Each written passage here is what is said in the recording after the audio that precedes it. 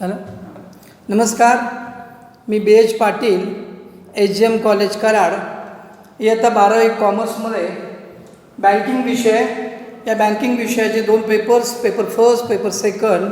Paper फर्स्टमधला मागील तासाला आपण 2 नंबरचा चॅप्टर, 2 नंबरचं प्रकरण पाहत होतो. 1 नंबरचं आपण पूर्ण केलं आणि 2 नंबरच्या चॅप्टरमधल्या आपण इंट्रोडक्शन, प्रस्तावना फक्त बघितली होती. तो कोणता चॅप्टर आहे किंवा तो कोणता विभाग आहे, तर विदेशी व्यापार, फॉरिन ट्रेड.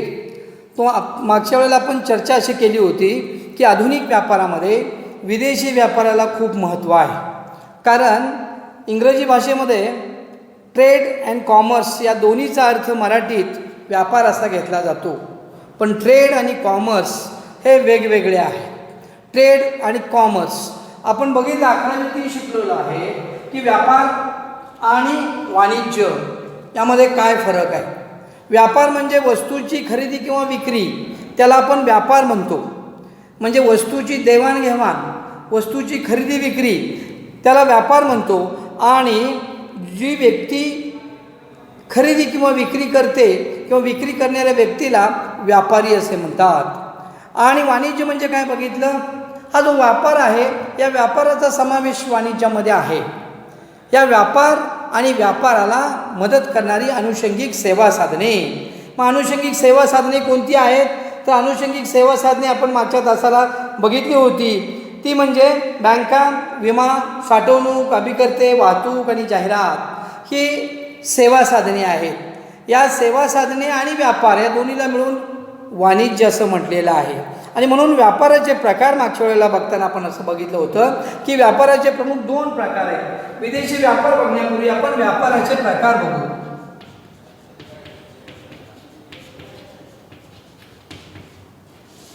हे जे व्यापाराचे प्रकार आहेत ते म्हणजे अंतर्गत व्यापार किंवा देशी व्यापार आणि विदेशी किंवा आंतरराष्ट्रीय व्यापार.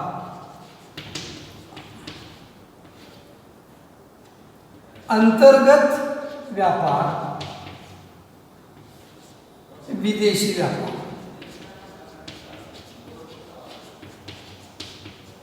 आंतरराष्ट्रीय व्यापार.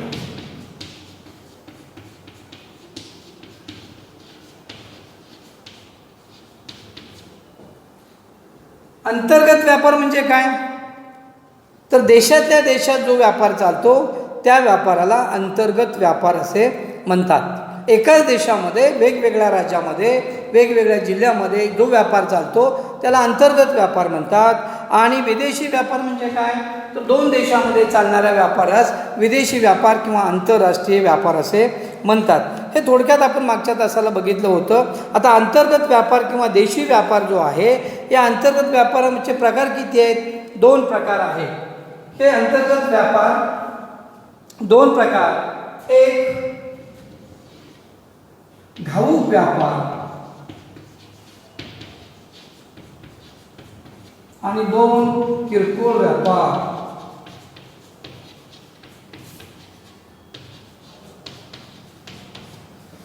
घाऊक व्यापार आणि किरकोळ व्यापार हे दोन्हीही व्यापाराचे प्रकार विद्यार्थी मित्र तुम्हाला माहीत आहेत. गेल्या वर्षी आपण OCमध्ये शिकलेले आहात. पण घाऊक व्यापार आणि किरकोळ, घाऊकपेक्षा होलसेल शब्द आपल्याला जास्त माहिती आहे. Wholesale trade and retail trade. Wholesale म्हणजे काय, तर जो व्यापारी उद्योजकाकडून माल मोठ्या प्रमाणावर खरेदी करतो आणि किरकोळ व्यापाऱ्यांना विकतो, त्या व्यापाराला घाऊक व्यापार असे म्हणतात. आता घाऊक व्यापारामध्ये काय होतं, तर उत्पादकाकडून माल खरेदी केला आणि तो मोठ्या प्रमाणात असतो आणि त्यामुळे मोठ्या प्रमाणात खरेदी केलेला माल असतो तो अंतिम ग्राहकाला विकता येत नाही. कारण मोठ्या प्रमाणावर विक्री करायची असेल तर इतर व्यापारी शोधावे लागतात आणि हे किरकोळ व्यापारी जे असतात या किरकोळ व्यापाऱ्यांना तो माल विकतात. अशा व्यापाऱ्यांना घाऊक व्यापार किंवा किरकोळ व्यापार घाऊक व्यापार असे म्हणतात. आणि ह्या घाऊक व्यापाराचं काय वैशिष्ट्य असतं, याचा प्रचंड मोठा बिझनेस असतो आणि नफ्याचं प्रमाण कमी असतं. नफ्याच्या टक्केवारीचं प्रमाण कमी असतं. कारण बिझनेसचा टर्नओव्हर मोठा असल्यामुळं, एकूण व्यवसायाचा टर्नओव्हर जो आहे त्याचा व्याप आहे तो मोठा असल्यामुळं त्याला मोठ्या प्रमाणावर नफा मिळत जातो. आणि दुसरा जो आहे तो किरकोळ व्यापारी किंवा किरकोळ व्यापार म्हणतात, त्याला रिटेलर म्हणतात. हा किरकोळ व्यापारी काय करतो, हा घाऊक व्यापाऱ्याकडून माल खरेदी करतो. फार मोठ्या प्रमाणावर खरेदी करतो असं नाही, पण मध्यम प्रमाणावर माल खरेदी करतो किंवा त्याच्या पूर्तीप्रमाणे कमी जास्त प्रमाणात माल खरेदी करतो आणि तो अंतिम ग्राहकाला किंवा उपभोक्त्याला विकतो. उपभोक्ता म्हणजे वस्तूचा शेवटचा तो उपभोग घेणारी व्यक्ती, त्याला उपभोक्ता म्हणतात.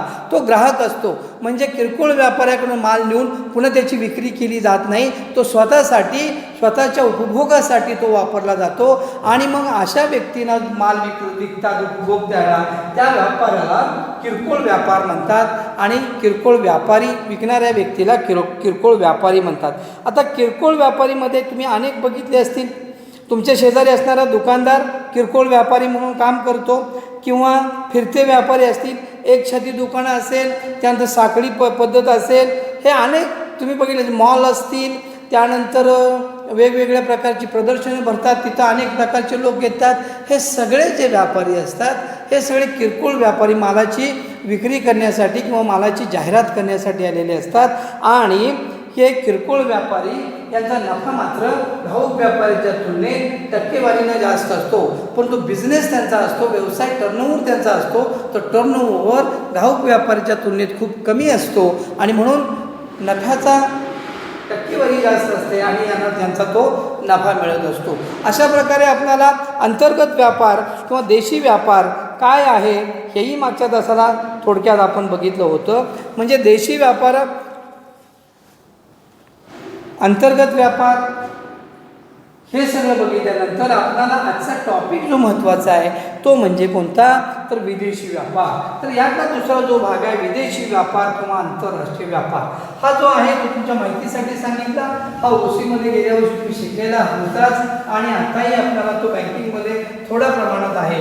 परंतु विदेशी व्यापार जो आहे त्या विदेशी व्यापाराची व्याप्ती ही प्रचंड मोठी आहे. आणि म्हणून विदेशी व्यापार म्हणजे काय, विदेशी व्यापाराची वैशिष्ट्ये काय, त्याचे फायदे तोटे काय, या अनेक गोष्टी आपल्याला पाहायच्या आहेत. आता विदेशी व्यापाराचे प्रकार किंवा विदेशी व्यापार म्हणजे काय ते दोन्ही बाबी आपल्याला बघायच्या आहेत. तर विदेशी व्यापाराची याची व्याख्या काय, विदेशी व्यापाराची सोपी आणि साधी व्याख्या आहे. देशाच्या सीमेच्या पलीकडे जो व्यवहार केला जातो त्याला विदेशी व्यापार म्हणतात.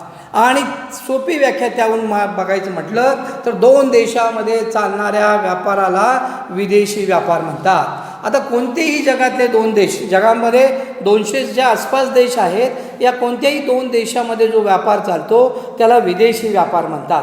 ही विदेशी व्यापार जो आहे हे विदेशी व्यापार प्रत्येक देशाला करावा लागतो, कारण प्रत्येक देशाची ती गरज आहे. आपल्याकडं जादा झालेलं उत्पादन दुसऱ्या देशाला विकलं पाहिजे आणि आपल्याकडे नसलेल्या वस्तूची खरेदी दुसऱ्या देशाकडून केली पाहिजे.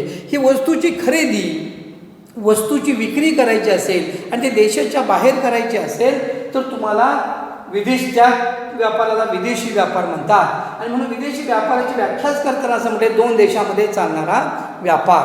मग विदेशी व्यापार कोणकोणत्या प्रकारचा आहे, तर विदेशी व्यापाराचे एकूण 3 प्रकार आहेत.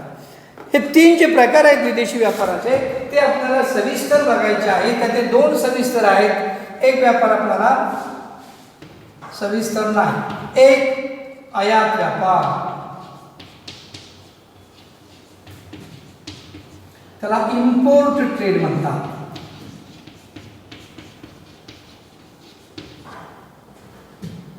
दुसरा निर्यात व्यापार,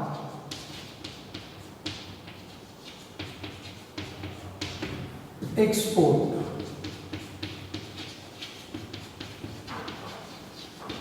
आणि तिसरा यातच भाग आहे एक्सपोर्ट मधला पुनर्निर्यात.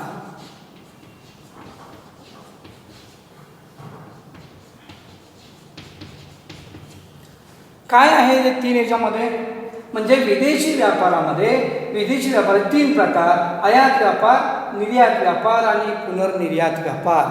आयात व्यापार म्हणजे काय, आयात व्यापार म्हणजे दुसऱ्या देशातून आपल्या देशामध्ये वस्तूची खरेदी केली जाते त्याला आयात व्यापार असे म्हणतात. आता दुसऱ्या देशातून आपल्या देशात वस्तूची खरेदी केली जाते, कोणत्या प्रकारच्या वस्तू, सरकारनं आयात करणाऱ्या वस्तूंची एक यादी तयार केलेली आहे. त्याच यादीतील वस्तू तुम्हाला खरेदी करावी लागते. सरकारच्या यादीमध्ये नसलेल्या वस्तू खरेदी करता येणार नाहीत. आणि म्हणून सरकार एक इम्पोर्ट व्यापाराची इम्पोर्टची एक यादी तयार करते, लिस्ट तयार करते. त्या लिस्टमधल्या वस्तू खरेदी केल्या जातात, त्याला आयात व्यापार म्हणतात. निर्यात व्यापार म्हणजे काय? तर आपल्या देशामध्ये प्रत्येक वस्तूची गरज असते, परंतु आपल्या देशामध्ये काही वस्तू प्रचंड प्रमाणावर उत्पादन होतं. ज्या वस्तूंचं प्रमाण जास्त होतं त्यातल्या वस्तू काही आपल्या देशाच्या लोकांच्यासाठी उपभोक्त्यासाठी वापरल्या जातात, देशाची गरज असते वापरल्या जातात. परंतु सर्व लोकांनी या सर्व प्रकारच्या वस्तू वापरून जे शिल्लक राहिलेल्या वस्तू असतील त्या वस्तूचं काय करायचं? आणि त्यावेळी त्या वस्तू ज्या देशाला या वस्तूची गरज आहे अशा देशाला वस्तू विकल्या जातात. त्याला निर्यात व्यापार म्हणतात. म्हणजे आपल्या देशात तयार झालेल्या वस्तू, देशातली गरज भागून राहिलेल्या वस्तू दुसऱ्या देशाला ज्यावेळी विकल्या जातात त्यावेळी त्याला निर्यात व्यापार असे म्हणतात. आणि निर्यात व्यापार जो आहे हे अनेक संस्था करतात, उत्पादक करतात, प्रतिनिधी करतात, व्यापारी करतात. आणि म्हणून या सगळ्यांना निर्यातदार म्हणतात. निर्यात व्यापार करणारा व्यापारी निर्यातदार, आयातकार व्यापार करणारा आयातदार, असे दोनच खरे प्रमुख प्रकार आहेत. परंतु पुनर्निर्यात म्हणजे निर्यात शब्द यामध्ये आहेच. इथं पुनर्निर्यात व्यापार म्हणजे काय? तर बऱ्याच वेळेला असं होतं, एका देशातून माल खरेदी केला जातो आणि तो माल दुसऱ्या देशाला विकला जातो. म्हणजे आपल्या देशामध्ये तो माल आणायचाच नाही, एका देशाकडून खरेदी करायचा आणि तो दुसऱ्या देशाला विकायचा. बऱ्याच वेळेला अडचणी निर्माण होतात. आज बघितलं असेल तुम्ही, 2 दिवस झाला आपण बघतो की चायनीज वस्तूवर बहिष्कार टाका, चायनीज वस्तू वापरू नका. ठीक आहे, चायनीज वस्तू वापरू नका, पण चायनीजकडून येणाऱ्या वस्तूचं प्रमाण भारतामध्ये किती आहे? फार मोठ्या प्रमाणावर आहे. तर तुम्हाला माहीत असेल की आपल्याकडे जे औषधं तयार होतात या औषधाला लागणारं रॉ मटेरियल हे चायनीजमधून 70% येतं. आणि जर चायनीजमधून तुम्ही खरेदी करायला नाही म्हटलं तर तुमच्या सगळ्या औषध निर्माण कंपन्या बंद पडतील. म्हणजे एखाद्या देशाकडून रॉ मटेरियल घ्यायचं, वस्तू तयार करायची आणि आपण गोळ्या औषधं तयार करतो आणि त्या दुसऱ्या देशाला विकतो, एक प्रकारची पुनर्निर्यात आहे. म्हणजे एका देशाकडून कच्चा माल घ्यायचा, त्यावर प्रोसेस करायची, त्यावर प्रक्रिया करायची आणि प्रक्रिया झाल्यानंतर पक्का माल तयार करून दुसऱ्या देशाला विकायचा, त्यालाही पुनर्निर्यात म्हणतात. जसाच्या तसा माल विकणं पुनर्निर्यात, त्यावर प्रक्रिया करून माल विकणं त्यालाही पुनर्निर्यात म्हणतात. आणि म्हणून विदेशी व्यापाराचे 3 प्रकार प्रामुख्याने पाहायला मिळतात. एक आयात व्यापार, निर्यात व्यापार आणि पुनर्निर्यात व्यापार.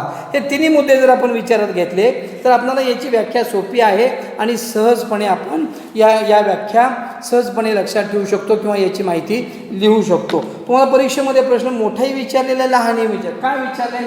आयात व्यापार म्हणजे काय, किंवा निर्यात व्यापार म्हणजे काय, किंवा विदेशी व्यापार म्हणजे काय, असा 1 किंवा 2 मार्काला विचारलेला आहे.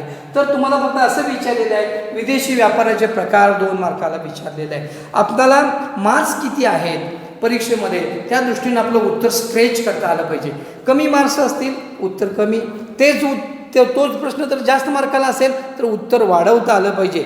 हे स्ट्रेच उत्तर ज्याला करता येईल त्याला चांगले गुण मिळू शकतात. आणि म्हणून यामध्ये 1, 2, 3 प्रश्न तुम्हाला विचारले जातात. आता विदेशी व्यापार बघितलं, अंतर्गत व्यापार, आंतरराष्ट्रीय व्यापार. गरज आहे का हो विदेशी व्यापाराची, आंतरराष्ट्रीय व्यापाराची? आपल्या देशाला किंवा कोणत्याही देशाला गरज आहे का?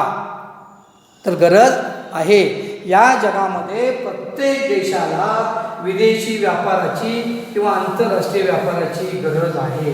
काय गरज आहे, काय विदेशी व्यापाराचं वैशिष्ट्य आहे, किंवा काय गरज, कशासाठी विदेशी व्यापार करायचा, याचा जर आपण विचार केला तर आधुनिक काळात कोणताही देश स्वावलंबी नाही. आपल्याला माहीत असेल कोणताही देश स्वावलंबी नसतो. का नसतो स्वावलंबी? प्रत्येक देशाचं हवामान वेगळं असतं. आपल्याकडे 3 ऋतू आहेत, उन्हाळा, पावसाळा, हिवाळा आपण म्हणतो, पण जगामध्ये 2च ऋतू आहेत. कोणते ऋतू? त्यांच्याकडे कायमच पाऊस असतो, त्यांच्याकडे हिवाळा आणि उन्हाळा असेच 2 ऋतू असतात. आणि कधीही वर्षभर पाऊस पडत असतो. आपल्याकडे वर्षभर पाऊस पडला तर काय होईल? उत्पादन येणार नाही. म्हणजे आपल्याकडे ऋतू 2, काही आपले 3, तर काही देशामध्ये 2च ऋतू असतात. प्रत्येक देशाची भौगोलिक परिस्थिती वेगळी असते, प्रत्येक देशाचे प्रत्येक देश स्वावलंबी नसतो. हवामान वेगळं असतं आणि हवामान वेगळं असलं, भौगोलिक परिस्थिती वेगळी असली, त्यांचं अर्थशास्त्र वेगळं असलं, त्यांचं राज्यशास्त्र वेगळं असलं, म्हणजे भौगोलिक परिस्थिती, आर्थिक परिस्थिती, राजकीय परिस्थिती प्रत्येक देशाची वेगळी असते. कुठं सार्वत्रिक निवडणुका होऊन काय होतं, देशाचा पंतप्रधान निवडला जातो, तर कुठं अध्यक्षीय पद्धत असते, तर कुठं हुकुमशहा असतं, तर कुठं लोकशाही असते. हे प्रत्येक देशाचं वेगळं असतं आणि त्यामुळं प्रत्येक देशाची रचना वेगळी, प्रत्येक देशाचं राजकारण वेगळं, अर्थकारण वेगळं, त्या देशाचं हवामान वेगळं, त्या देशाची परिस्थिती वेगळी, हे सगळं वेगळं असतं. एवढंच नाही तर प्रत्येक देशाचं चलनसुद्धा वेगळं आहे. अमेरिकेचं चलन इथं आणून चालतं, तर आपल्या देशात चालणार नाही. ते आपलं चलन दुसऱ्या देशामध्ये रुपया घेऊन गेलो तर तिथं वस्तू मिळणार नाहीत. म्हणजे चलनं वेगळी वेगळी असतात आणि मग ही सगळी चलनं वेगळी, हवामान वेगळं, देशाच्या गरजा वेगळ्या, हे सगळं गृहीत असतं आणि म्हणून आपणाला विदेशी व्यापाराची प्रत्येकाला गरज आहे. एवढंच नाही तर मानवाच्या गरजा कशा आहेत, अर्थशास्त्रामध्ये तुम्ही शिकलाय, मानवाच्या गरजा या अमर्यादित आहेत, त्या कधीच संपत नाही. एक संपली की दुसरी, दुसरी संपली की तिसरी, तिसरी संपली का, राहणीमान उंचावत जाईल तशा अपेक्षा वाढत जातात. अपेक्षा वाढत गेल्या की तुमच्या गरजा संपत नाहीत आणि म्हणून गरजा कशा आहेत, अमर्यादित आहेत आणि अमर्यादित गरजा पूर्ण करण्यासाठी साधनं कशी आहेत, मर्यादित आहेत. मग मर्यादित साधनं आपल्या देशात मिळत नाहीत, मग परदेशातून मागवा, म्हणजे आयातीचा प्रश्न आला. किंवा काही साधनं आपल्या देशामध्ये जास्त आहेत, परदेशाला द्या, म्हणजे निर्यात तुम्हाला व्यापार करता येतो. आणि म्हणून पूर्वीच्या काळी मग असं होतं का, नव्हतं. पूर्वीच्या काळी नव्हतं म्हणून विदेशी व्यापाराची गरज काय. आता तुम्हाला 5-6 मुद्दे सांगितले. पूर्वीच्या काळी असं नव्हतं, मग काय होतं, पूर्वीच्या काळी लोकांच्या गरजा मर्यादित होत्या, लोक फार उच्च अपेक्षा करायची नाहीत. त्यावेळी काय व्हायचं, माझ्याकडे जी वस्तू नाही ती शेजाऱ्याकडून घ्यायची, शेजारच्या गावाकडून घ्यायची, पाहुण्यांच्याकडून घ्यायची, आणखी कुणाच्याकडून, आणि गरज भागवायची, फार दूरवर जायचं नाही. आज तशी परिस्थिती राहिलेली नाही. एवढी साधनं निर्माण झालेत, वाहतुकीच्या एवढ्या सुविधा निर्माण झालेत की आपणाला हवी असणारी वस्तू, आपणाला गरज पूर्ण करणारी कुठलीही वस्तू तुम्हाला अगदी थोड्या कालावधीमध्ये मिळू शकते. आणि म्हणून पूर्वी वस्तू विनिमय असायचा, पण आता वस्तू विनिमय नाही, कमी झालेला आहे वस्तू विनिमय. मग आता काय गरज पडली विदेशी व्यापाराची, आत्ता गरज पडली. त्याचं कारण असं आहे की 17व्या शतकामध्ये औद्योगिक क्रांती झाली. क्रांती म्हणजे काय, क्रांती म्हणजे झपाट्यानं झालेला बदल, एकदम झालेला बदल. उत्क्रांती म्हणजे काय, उत्क्रांती म्हणजे हळूहळू झालेला बदल. मग औद्योगिक क्रांती कधी झाली, 17व्या शतकात. कुठं झाली, इंग्लंडमध्ये. मग इंग्लंडमध्ये औद्योगिक जर क्रांती झालेली असेल तर 17व्या शतकापासून इंग्लंडमध्ये जास्त उत्पादन सुरू झालं. का झालं सांगा, इंग्लंडचं या जगावरच्या अनेक देशावर राज्य होतं आणि म्हणून असं म्हटलं जायचं, इंग्रजांच्या राज्यावर कधीही सूर्य मावळत नव्हता. म्हणजे कुठल्या तरी देशामध्ये त्यांचा सूर्य असणार आणि असं इंग्रजांचं जगभरावर अनेक देशावर राज्य होतं. आणि म्हणून त्याच इंग्लंडमध्ये औद्योगिक क्रांती झाली. ग्रेट ब्रिटन म्हणतो त्याला. औद्योगिक क्रांती झाली आणि औद्योगिक क्रांतीचं वैशिष्ट्य काय, चाकाचा शोध लागला. औद्योगिक क्रांती झाली म्हणजे उद्योगधंदे एवढ्या मोठ्या प्रमाणावर वाढले की मागणीपूर्व उत्पादन तयार होऊ लागलं. मागणीपूर्व उत्पादन म्हणजे काय, वस्तूला मागणी येण्या अगोदरच उत्पादन तयार. मग उत्पादन तयार मागणीपूर्वी असेल तर ते उत्पादन सगळं विक्री झाली पाहिजे.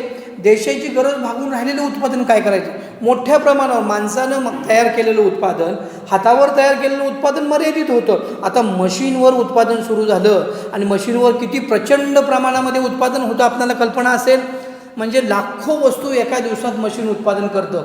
ते मानवाला करता येत नाही, मॅन्युअली करता येत नाही. आणि लाखो ज्यावेळी वस्तूचं उत्पादन केलं जातं त्यावेळी त्याची विक्री करणं हे एक मोठं दिव्य काम प्रत्येक देशासमोर असतं. आणि म्हणून औद्योगिक क्रांतीनंतर वस्तूची विक्री करायची असेल तर दुसऱ्या देशाला त्याची गरज असली पाहिजे आणि मग आपण ती वस्तू विकली पाहिजे. आणि म्हणून विदेशी व्यापाराची गरज निर्माण झाली.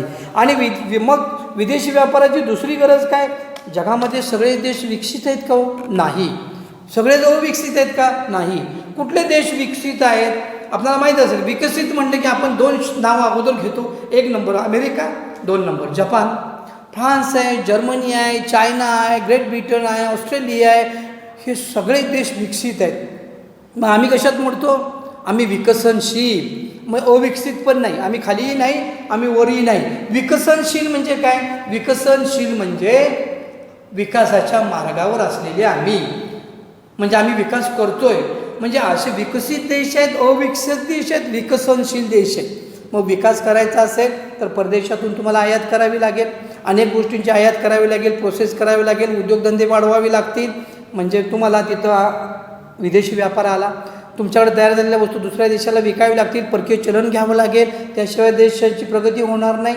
म्हणजे तुम्हाला निर्यात आली. म्हणजे कुठं विदेशी व्यापाराचा उगम झाला तर या अनेक कारणं मी तुम्हाला सांगितले. सर्वात महत्त्वाचं आता शेवटचं सांगतोय, जगामध्ये जे श्रीमंत देश आहेत ते श्रीमंत का झाले, याचा एक प्रश्न तुम्हाला जर पडला तर काय उत्तर तुम्हाला वाटेल त्याचं? कोणते देश श्रीमंत झाले? तर ज्या देशाकडं तंत्रज्ञान विकसित झालेलं आहे, तंत्रज्ञान ज्या देशामध्ये विकसित झालेले आहेत ते देश श्रीमंत झाले. कारण तंत्रज्ञान दुसऱ्या देशाला विकले की पैसे मिळतात. तंत्रज्ञानाच्या जोरावर अनेक वस्तूंची निर्मिती करता येते आणि त्यावर पाहिजे तेवढा पैसा मिळवता येतो, परकीय चलन मिळवता येतं. हे देश श्रीमंत झालेत. म्हणून मी जी नावं सांगितली आता तुम्हाला, America, Japan, France, Germany, Australia, England, चीनसुद्धा, चीनमध्ये सुद्धा प्रचंड प्रमाणावर उत्पादन होतं आणि प्रचंड प्रमाणावर आता तंत्रज्ञान चीनमध्ये आहे आणि त्यामुळे हे देश सगळे श्रीमंत झालेले आहेत आणि म्हणून विदेशी व्यापाराची गरज आहे. मी जवळजवळ 7 ते 8 मुद्दे तुम्हाला डिटेल सांगितले. विदेशी व्यापाराची या जगातील प्रत्येक देशाला गरज का आहे? आता ही विदेशी व्यापाराची गरज काय हे आम्हाला समजलं. मग विदेशी व्यापार केलाच पाहिजे का? तर त्याचं उत्तर आहे हो. विदेशी व्यापार, आयात व्यापार असेल किंवा निर्यात व्यापार असेल किंवा पुनर्निर्यात व्यापार असेल, हा प्रत्येक देशाला करावाच लागतो. त्याशिवाय त्या देशाची आर्थिक स्थिती सुधारत नाही. मी परवाही उदाहरण दिलं होतं, आजही उदाहरण देतो तुम्हाला. या लॉकडाऊनच्या काळामध्ये मोदीनं पहिल्यांदा काही सांगितलं असेल या देशाच्या पंतप्रधानांनी, तर निर्यात वाढवा, निर्यात वाढवा, परकीय चलन घ्या. परकीय चलन हातात असल्याशिवाय आपल्याला लागणाऱ्या वस्तू आणता येत नाहीत. प्रत्येक किती देश श्रीमंत आहेत, मी सांगितलं एवढे देश श्रीमंत आहेत म्हणून काय परिपूर्ण आहेत का? नाही. तुम्हाला माहिती आहे आता या कोरोनाच्या काळामध्ये आपल्याला अमेरिकेला गोळ्या पाठवायला लागल्या. ज्या गोळ्या आपल्याकडं मलेरियावर चालतात त्या गोळ्या अमेरिकेला पाठवाव्या लागल्या. मग त्यांच्या देशात तेवढ्या पद्धतीने तयार करायची प्रोसेस नव्हती, मग त्या दुसऱ्याकडून घ्याव्या लागतात. कितीही देश श्रीमंत असला तर तो परिपूर्ण नसतो. म्हणून आयात व्यापार करावा लागतो, म्हणून निर्यात व्यापार करावा लागतो, म्हणून पुनर्निर्यात व्यापार करावा लागतो. मग या आयात व्यापार, निर्यात व्यापार, पुनर्निर्यात व्यापाराचा देशाला फायदा होतो का? होतो. देशाला तोटा होतो का? तोटाही होतो. म्हणजे आयात व्यापाराचे फायदे आहेत, तसेच आयात व्यापाराचे तोटे देखील आहेत. आयात व्यापाराचे फायदे आणि तोटे का आहेत? तर दुसऱ्या देशाला माल विकत असताना अनेक अडचणी येतात, ते तोटे आहेत. आणि दुसऱ्या देशाला माल विकल्यानंतर आपली स्वतःची प्रगती होण्यासाठी कसा हातभार लागतो, ते सगळे फायदे आहेत. आणि म्हणून विदेशी व्यापाराचे फायदे काय आहेत ते आपल्याला गरज बघितल्यानंतर विदेशी व्यापाराचे फायदे एक 8 मुद्दे आहेत, त्यातले आज आपण शक्य आहे तेवढे बघू. विदेशी व्यापाराचे फायदे.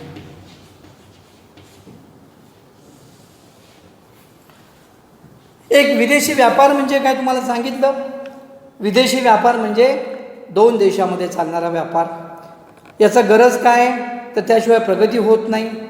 औद्योगिक उत्पादन वाढतंय, मागणीपूर्व उत्पादन होतंय, देशात लागतंय तेवढं उत्पादन ठेवायचं, उरलेलं दुसऱ्या देशाला विकलं तर ठीक, नाही तर खराब होऊन जाईल.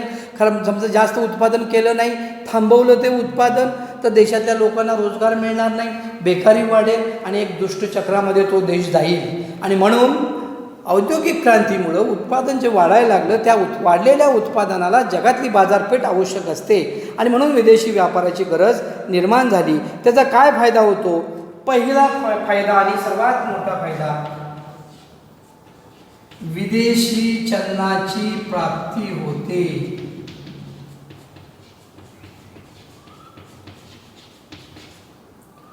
बघा आता विदेशी चलनाची प्राप्ती म्हणजे आपल्या देशामध्ये काय? रुपया, श्रीलंकेमध्ये रुपया, पाकिस्तान रुपया, बांगलादेश टका, जपान येन, रशिया रुबल, चीन yuan, America dollar, great Britain pound, Australian dollar, प्रत्येकाची चलनं वेगळी आहेत.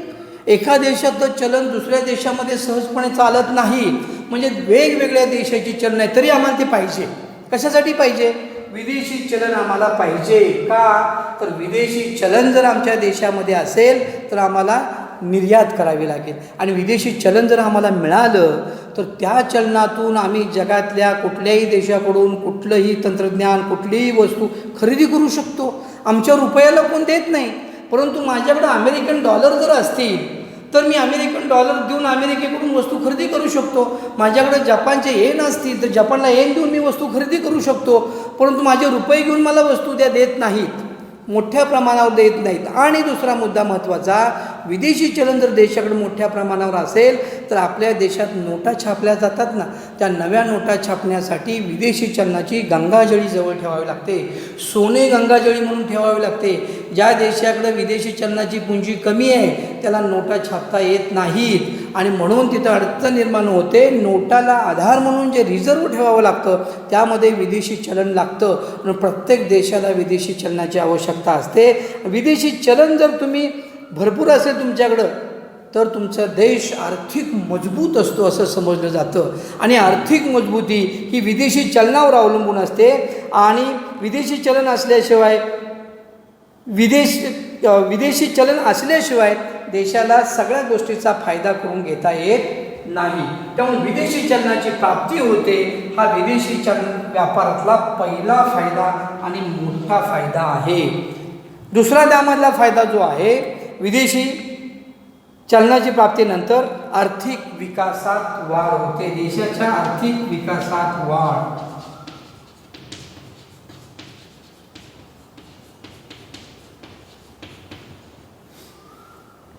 आर्थिक विकास म्हणजे काय हो? बऱ्याच वेळा तुम्ही ऐकलं असेल आर्थिक विकास, आर्थिक विकास, आर्थिक विकास. तर त्या देशातलं एकूण उत्पन्न भागिले त्या देशाची लोकसंख्या बरोबर त्या देशातल्या दरडोई उत्पन्न, प्रत्येक डोक्याच्या वाट्याला किती उत्पन्न आलं त्याला दरडोई उत्पन्न म्हणतात. ज्यांचं दरडोई उत्पन्न जास्त असतं त्या देशाचं राष्ट्रीय उत्पन्न जास्त असतं, आणि म्हणून त्या देशाचा आर्थिक विकास झाला असं समजण्यात येतं. विदेशी व्यापारामध्ये काय होतं, विदेशी चलन प्राप्ती होते, आणि विदेशी चलन त्यामुळं आर्थिक विकासाला चालना मिळते. का चालना मिळते? तुमच्याकडे जर विदेशी चलन असेल तर तुम्ही जगातलं कुठलंही तंत्रज्ञान खरेदी करू शकता, जगातली कुठलीही वस्तू खरेदी करू शकता. जगामध्ये वस्तू खरेदी केल्यानंतर किंवा तंत्रज्ञान आल्यानंतर तुम्हाला उत्पादन वाढवता येतं. उत्पादन वाढवायचं असेल तर तुम्हाला अनेक इंडस्ट्री उभा करता येतात, त्यामध्ये तुमच्या देशातल्या लोकांना काम मिळू शकतं, बेकारी कमी होते आणि देशाचा विकास होतो. बघा एकमेकावर कसं अवलंबून आहे. म्हणजे आमच्याकडं पैसा आहे, विदेशी चलन, तर आम्ही तंत्रज्ञान खरेदी करू शकतो. तंत्रज्ञान आम्ही खरेदी केलं तर आम्ही इंडस्ट्री उभा करू शकतो. इंडस्ट्री आम्ही उभा केली तर आमचे लोक त्यात काम करू शकतात. आमच्या लोकांनी त्यामध्ये काम केलं तर त्यांची बेकारी नाहीशी होते आणि त्यांचं उत्पन्न वाढतं. पर्यायानं देशाचं उत्पन्न वाढतं आणि आमच्या आर्थिक विकासामध्ये वाढ होते, देशाच्या आर्थिक विकासामध्ये वाढ होते. हे असं चक्र आहे, एकमेकावर सगळं अवलंबून आहे. आणि म्हणून विदेशी चलन आयात आणि निर्यात व्यापारामुळे विदेशी चलन मिळतं, त्यामुळं देशाच्या आर्थिक विकासात वाढ होते. हा दुसरा फायदा विदेशी व्यापाराचा आहे. विदेशी व्यापाराचा तिसरा फायदा आहे. एकूण 8 फायदे आहेत. तिसरा फायदा विदेशी व्यापाराचा आहे तो म्हणजे राहणीमानात वाढ.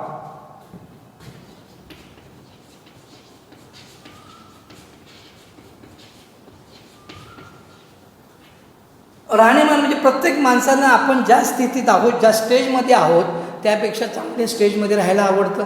आज तुम्ही समजा, पूर्वी आम्ही बसनं यायचो, त्यापूर्वी लोक सायकलनं यायचे कॉलेजला, बसनं आम्ही यायचो. आज बऱ्याच जणांच्याकडं गाड्या आहेत, तुम्ही गाड्याने येता. यापुढं काही लोक 4 चाकीने येतील. हे जे आहेत म्हणजे बसने येणारे, सायकलने येणारे, बसने येणारे, 2 चाकीने येणारे, 4 चाकीने येणारे, ही काय राहणीमानातली वाढ आहे. ही राहणीमानातली वाढ कशामुळे झाली? प्रत्येक माणसाला उच्च राहणीमान आवडतं, आणि जर उच्च राहणीमान जर आवडत असेल तर दुसऱ्या देशातून काही चांगल्या वस्तू आयात कराव्या लागतील. दुसऱ्या देशातून चांगल्या वस्तू जर तुम्हाला आयात करायच्या असतील तर तुमच्याकडे पैसा पाहिजे. कुठला पाहिजे? तर विदेशी चलन पाहिजे.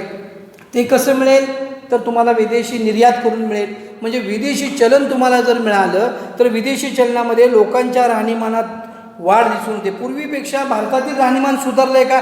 100% सुधारलेलं आहे. आता जगाच्या तुलनेत आपण जरी राहणीमानात मागं असलो तरी पूर्वीच्या तुलनेत आपल्याच बरोबर आपली जर तुलना केली तर मागच्या वर्षापेक्षा मागच्या काही दिवसापेक्षा आपण सुधारणा झालेली आहे आपल्यामध्ये. आता आपल्यामध्ये जी सुधारणा झालेली आहे ती कशामुळे झालेली आहे? हे तंत्रज्ञानामुळे झालेली. हे तंत्रज्ञान कुठून आणलं? हे परदेशातून आणलं. आणि ते परदेशामधून आणलेलं तंत्रज्ञान आम्ही वापरलं आणि आम्ही आता ते वापरत असल्यामुळे सुधारणा आमची झालेली आहे असं गृहीत धरण्यात येतं. तुम्ही बघितलं असेल पहिले फोन कसे होते, किती वेळा फिरवायला लागायचं. त्यानंतर नंबर्स आले, त्यानंतर मोबाईल आले, आता टचस्क्रीन आलं. अजून याही पुढं तुम्ही मेल पाठवता, त्याचबरोबर तुम्ही मेसेज पाठवता, क्षणामध्ये सगळी कामं होतात. हा तंत्रज्ञानाचा जादू आहे तंत्रज्ञानाची. आणि हे सुधारित लक्षण आहे. आपण जर आजसुद्धा या घडीलासुद्धा बघा, एखादा मोबाईल वापरत नसेल तर आपण त्याला म्हणतो तुझ्यात काही अजून सुधारणा झालेली नाही. अजून तो एखाद्या लहान वाहनाने येत असेल तरी म्हणतो त्याला सुधारणा झालेली नाही. म्हणजे प्रगती, तुम्ही कोणत्या प्रकारच्या वस्तू वापरता, राहणीमानात तुमच्या कशी वाढ होते त्याच्यावर काय ठरवतो आपण, ते राहणीमान त्याचं कसं आहे त्याच्यावर त्याची प्रगती ठरवतो. देशाची प्रगती त्यावर अवलंबून असते. आणि एक चौथा मुद्दा आपण आता बघायचा आहे आणि मग थांबायचा आहे. राहिलेले 4 मुद्दे आपण उद्याच्या तासाला बघणार आहोत. आणि यातला चौथा मुद्दा असा आहे, जागतिक संबंध चांगले राहतात.